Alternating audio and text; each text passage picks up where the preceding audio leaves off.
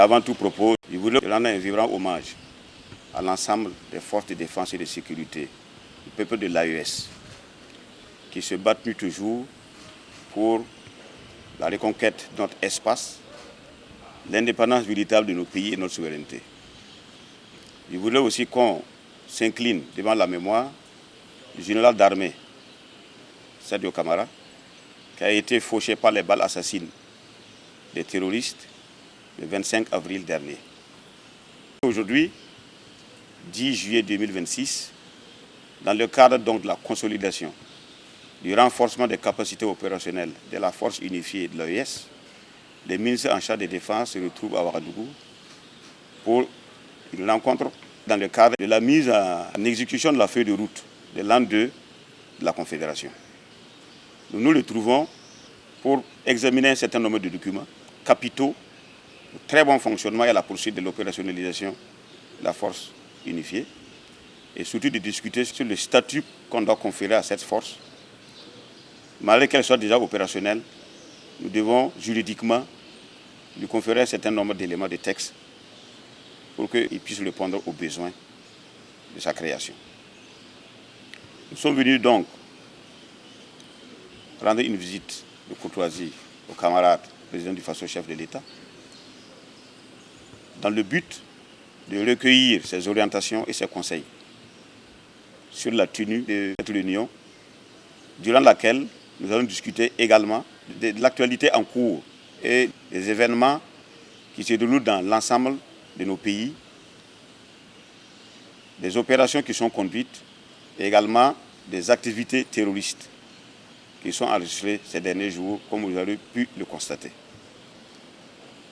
Les orientations du camarade président sont bien claires. La force unifiée de l'AES doit être un fer de lance de la lutte contre le terrorisme. Pas seulement de la lutte contre le terrorisme, de la lutte contre la forfaiture qui est en cours, qui est de déstabiliser notre espace, qui est de nous faire retourner en arrière par rapport à nos ambitions d'indépendance, de souveraineté et de développement de notre espace pour le bonheur de notre peuple, de nos populations. Nous devons prendre la mesure de la situation actuelle, qui n'est plus seulement une guerre contre le terrorisme, mais c'est une guerre qui peut être une guerre de longue haleine, une guerre de haute intensité, et nous devons nous préparer tous à cela. Et pour ça, la FUAES est très importante dans ce dispositif. Et nous allons donc nous atteler à y travailler pour que la force unifiée de l'AES monte véritablement, prenne un envol pour la sauvegarde des intérêts des peuples de l'AES. La multiplication des attaques terroristes dans l'espace AES, cela n'est pas anodin, cela n'est pas un hasard. Cela tient du fait de données géopolitiques, de beaucoup de données, de l'effort que tous ces États ont consenti et de l'ascendant que nous avions pris à un certain moment donné sur le terrorisme, sur les groupes terroristes qui étaient affectés, qui avaient connu beaucoup de défaites et qui, à un certain moment donné même, certains avaient donné l'impression d'abandonner. Donc, nous partons du principe que c'est le suppôt qui les encourage, qui, en tout cas, les aiguillonne pour qu'ils puissent mener ces attaques contre nous en vue de nous décourager. Ce qui n'est pas inconcevable. Et vous aurez constaté que toutes les attaques qui ont eu lieu, que ce soit au Burkina, au Niger ou au Mali simultanément, ont eu du répondant. Nos braves soldats, nos braves forces de défense et de sécurité les ont administré des défaites cuisantes.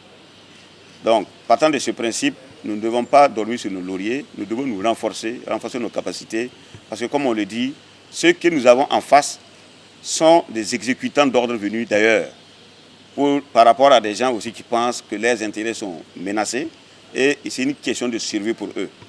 Donc nous devons nous préparer véritablement à de vrais affrontements et préparer nos armées à attaquer.